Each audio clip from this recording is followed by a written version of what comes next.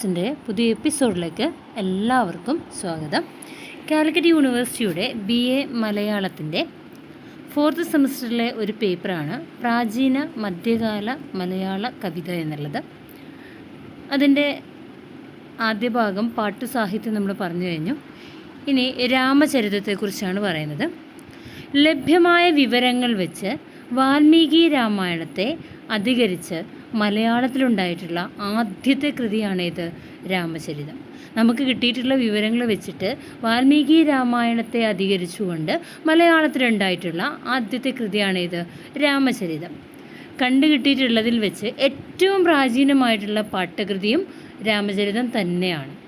അപ്പോൾ ലീലാതിലകത്തിൽ നിന്ന് പാട്ടിന് പറഞ്ഞിരിക്കുന്ന ലക്ഷണങ്ങൾ പൂർണ്ണമായി യോജിക്കുന്ന ആദ്യത്തെ കൃതിയാണിത് രാമചരിതം എന്നുള്ളത്. അപ്പോൾ നമ്മൾ പറഞ്ഞത് ലഭ്യമായ വിവരങ്ങൾ വെച്ച് വാൽമീകി രാമായണത്തെ അധികരിച്ച് മലയാളത്തിലുണ്ടായിട്ടുള്ള ആദ്യത്തെ കൃതിയാണ് രാമചരിതം. കണ്ടുകിട്ടിയിട്ടുള്ളതിൽ വെച്ച് പ്രാചീനമായ പാട്ടകൃതിയും രാമചരിതം തന്നെയാണ്. ലീലാതിലകത്തിൽ പാട്ടിന് പറഞ്ഞിരിക്കുന്ന ലക്ഷണങ്ങൾ പൂർണ്ണമായി യോജിക്കുന്ന ആദ്യത്തെ കൃതിയാണ് ഇത് രാമചരിതം. ശ്രീരാമൻ എന്നാണ് കർത്താവിൻ്റെ പേരെന്ന് കാവ്യത്തിൽ നിന്ന് നമുക്ക് തിരിച്ചറിയാൻ പറ്റുന്നുണ്ട്. ശ്രീരാമൻ എന്നതിൻ്റെ തദ്ഭവ രൂപമാണ് ഏത് ശ്രീരാമൻ എന്ന് പറയപ്പെടുന്നുണ്ട്. അപ്പോൾ രാമചരിതത്തിൻ്റെ കർത്താവ് വേണാട് രാജാവായ ഒരു രാമവർമ്മയാണെന്നാണ് ആരുടെ അഭിപ്രായം? ഉള്ളൂരിൻ്റെ അഭിപ്രായം. എന്നാൽ രാമചരിതത്തിൻ്റെ പ്രധാന ഭാഗങ്ങളൊക്കെ തന്നെ കിട്ടിയിട്ടുള്ളത് ഉത്തര കേരളത്തിൽ നിന്നാണ്. ഇപ്പോൾ ജർമ്മൻ മിഷണറി ആയിട്ടുള്ള ഹെർമൻ ഗുണ്ടർട്ടാണ് രാമചരിതം ആദ്യമായിട്ട് പണ്ഡിത ശ്രദ്ധയിലേക്ക് കൊണ്ടുവന്നിട്ടുള്ളത്. ആരാണ്? ജർമ്മൻ മിഷണറിയായ ഹെർമൻ ഗുണ്ടർട്ടാണ് രാമചരിതം ആദ്യമായി പണ്ഡിത ശ്രദ്ധയിൽ കൊണ്ടുവന്നിട്ടുള്ളത്. അപ്പോൾ ഗുണ്ടർട്ടിൻ്റെ നിഘണ്ടുവിൽ 1872 ഈ നിഘണ്ടു വരുന്നത്. ഇതിൽ രാമചരിതത്തിൽ നിന്ന് നിരവധി ഉദാഹരണങ്ങൾ എടുത്തു ചേർത്തിട്ടുണ്ട്. അപ്പോൾ രാമചരിതത്തിൻ്റെ ഒരു ഭാഗം ആദ്യമായിട്ട് അച്ചടിച്ചത് കോട്ടയത്ത് നിന്നും പ്രസിദ്ധീകരിച്ച പാഠമാലയിലാണെന്ന് കരുതപ്പെടുന്നുണ്ട്. അപ്പോൾ രാമചരിതത്തിൻ്റെ ആദ്യത്തെ 30 ഭാഗങ്ങൾ 1917 മഹാകവി ഉള്ളൂർ പ്രാചീന മലയാള മാതൃകകൾ എന്ന പേരിൽ പ്രസിദ്ധീകരിക്കുന്നുണ്ട്. 1917 മഹാകവി ഉള്ളൂർ രാമചരിതത്തിലെ ആദ്യത്തെ 30 പടലങ്ങളെ പ്രാചീന മലയാള മാതൃകകൾ എന്ന പേരിൽ പ്രസിദ്ധീകരിക്കുന്നുണ്ട്. രാമചരിതത്തിൻ്റെ രചനാകാലത്തെക്കുറിച്ച് പറയുമ്പോൾ ഇതിൻ്റെ കവി ആര് അല്ലെങ്കിൽ കാലമേത് എന്നതിനെക്കുറിച്ച് ശാസ്ത്രീയമായ തെളിവുകൾ ഇന്നും നമുക്ക് ലഭ്യമല്ല. അപ്പോൾ 12ാം നൂറ്റാണ്ടിന് മുന്നേ രചിക്കപ്പെട്ട കൃതിയാണ് രാമചരിതമെന്ന് നിരൂപകരിൽ അധികം ആൾക്കാർ അഭിപ്രായപ്പെടുന്നുണ്ട്. എന്നാൽ ഇതിൻ്റെ കാലം 12ാം ശതകമാണെന്ന് ഉള്ളൂരും 13ാം ശതകമാണെന്ന് AR രാജരാജവർമ്മയും അഭിപ്രായപ്പെടുന്നുണ്ട്. അപ്പോൾ 12ഓ 13ഓ ശതകമാകാം എന്ന് KM ജോർജും പറയുന്നുണ്ട്. അപ്പോൾ 1200നും 1500നും ഇടയിൽ രചിച്ചതാണ് ഈ കൃതിയെന്ന് ആരഭിപ്രായപ്പെടുന്നു?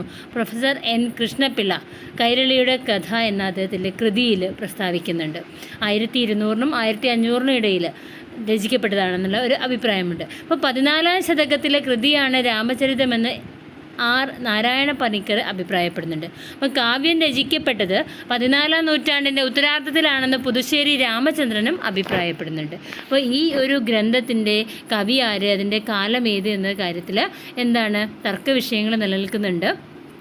12ാം ശതകമാണെന്നും 13ാം ശതകമാണെന്നും ഒക്കെ അഭിപ്രായങ്ങളുണ്ട് അല്ലേ.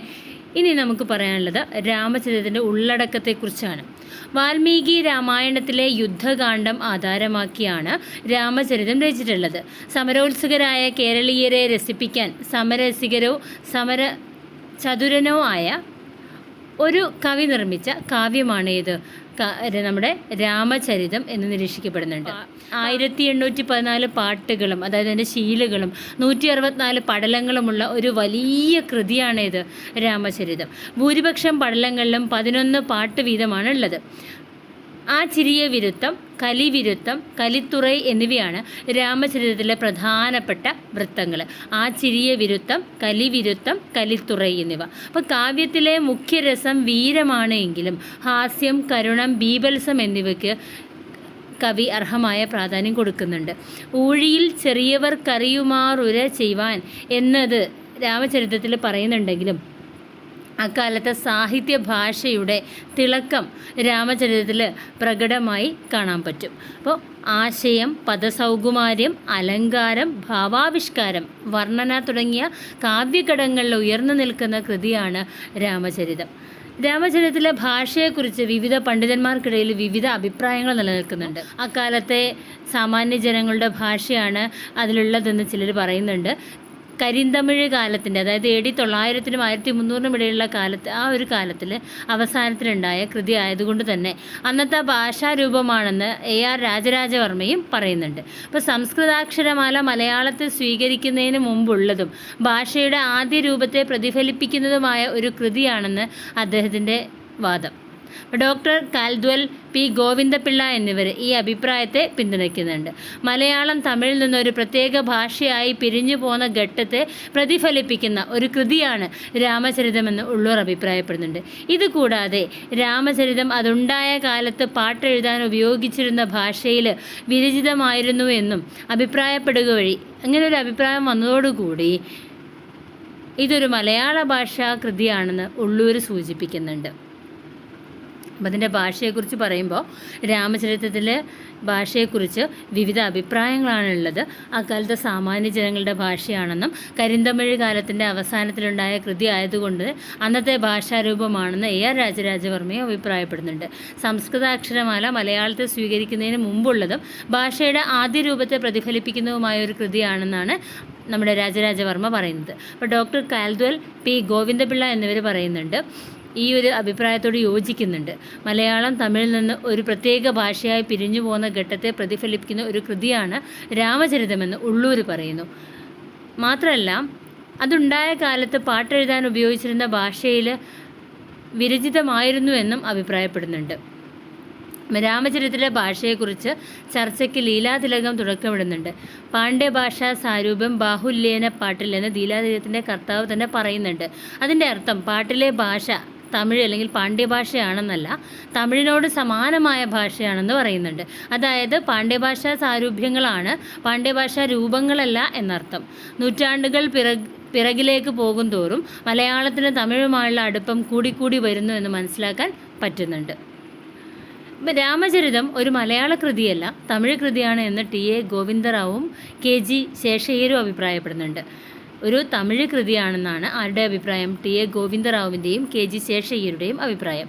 എന്നാൽ പിൽക്കാലത്ത് ഇത് മലയാള കാവ്യമോ തമിഴ് കാവ്യമോ എന്ന് നിർണ്ണയിക്കാൻ സാധ്യമല്ല എന്ന് TA ഗോവിന്ദറാവ് തന്നെ ആ അഭിപ്രായം തിരുത്തി പറയുന്നുണ്ട്. അപ്പോൾ രാമചരിതം ഒരു തമിഴ് കൃതിയാണെന്ന അഭിപ്രായത്തിന് വലിയ പിന്തുണ ലഭിച്ചിട്ടില്ല.